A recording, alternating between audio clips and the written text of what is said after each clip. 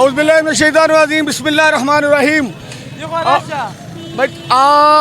ये अपना ये जो पाकिस्तान तहरीक इंसाफ की आज इमरान खान साहब ने कॉल दी हुई है, ये अपना हमने अपने नवाशी साहब को और अपना जो भी जरदारी जो भी हमारे इस मुल्क के लटेरे हैं, मैं उनको पैगाम देना चाहता हूँ कि आएँ देखें कि इमरान खान साहब की कॉल के ऊपर लाखों करोड़ों अरबों दुनिया आज बाहर निकली है।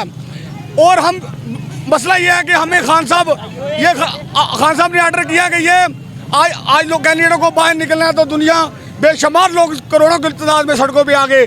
हम ये कहते हैं कि अगर हमें खान साहब आर्डर कर दें कि आओ हमें जेल से बाहर निकाल लो, और अल्लाह की कसम हम जेल की दीवारें तोड़ के खान साहब को बाहर निकालें, लेकिन हमारा कायद कानून और कानून की हकमरानी चाहता है।